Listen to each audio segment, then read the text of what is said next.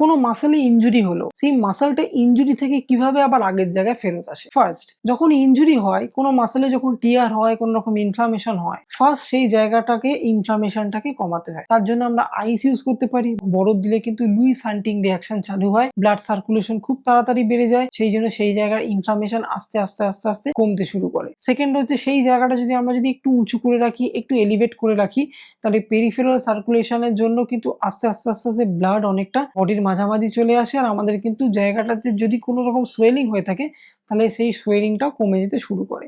এরপর যদি আস্তে আস্তে মাসেল ইনজুরির জন্য যে পেনটা, যে ফাংশনটা আমাদের লিমিটেশন ছিল, সেই ফাংশনটাও আস্তে আস্তে ফিরে আসে। কিন্তু এই সবের পরেও যখন পেন কমে গেল, ইনফ্লামেশন কমে গেল, সব কমে গেল, তারপরেও কিন্তু মাসেলের মধ্যে একটা উইকনেস থেকে যায়। তাহলে এই উইকনেস থেকে কিভাবে রেহাই পাওয়া যেতে পারে? প্রপার ঠিকভাবে উইকনেস থেকে মুক্তি পাওয়ার উপায় হচ্ছে মাসেলটাকে স্ট্রেংথেনিং করা।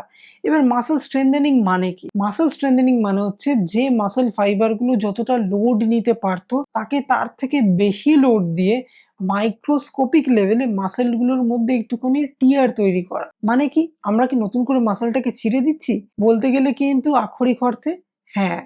কারণ জিমের ক্ষেত্রে যেটা ইউজ করা হয়, মাসেল হাইপারট্রফির ক্ষেত্রে মাসেলের বাল্ক বাড়ানোর জন্য একটা ওভারওয়েটেড রেজিস্ট্যান্স দেওয়া হয়, যাতে মাসেল ফাইবারগুলো ভেতরের দিকে অল্প অল্প অল্প অল্প ছিঁড়ে যেতে থাকে। আর তারপরে আমরা যখনই বিসিসিএ, ব্রাঞ্চেন অ্যামাইনো অ্যাসিডস, ওয়ে প্রোটিন নিচ্ছি, সেই প্রোটিন গিয়ে সেই মাসেল ফাইবারটাকেই কিন্তু রিপেয়ারের জন্য একদম ভালোভাবে লেগে পড়ে। আর তারপরে সেই প্রোটিনগুলো বাইন্ড হতে হতে সেই মাসেলটাকে যখন ফার্দার রিপেয়ার করে, তখন সেই মাসেলের ফাইবারগুলো কিন্তু আস্তে আস্তে আস্তে আস্তে আরো বাল্কি হতে থাকে, আরো মোটা হতে থাকে। তো সুতরাং এইভাবেই কিন্তু আমাদের মাসেল রিপেয়ার হয়।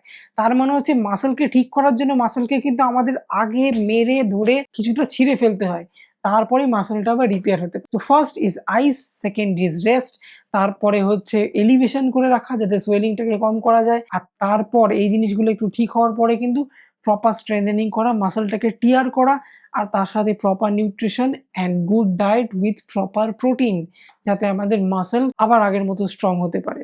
তো এরপর যদি এরম ধরনের কোনো সমস্যা, কোনো ইনজুরি, কোনো অ্যাক্সিডেন্ট, কোনো কিছু হয়, তাহলে এই স্টেপগুলো করতে কিন্তু কখনোই ভুলবেন না। আর যদি কোনো রকম ডাউট থাকে, কোনো সমস্যা থাকে, তাহলে অবশ্যই খুব তাড়াতাড়ি চলে যান কোনো ভালো ফিজিওথেরাপি ক্লিনিকে সেই সমস্যার প্রপার সমাধান খুঁজে পাওয়ার জন্য।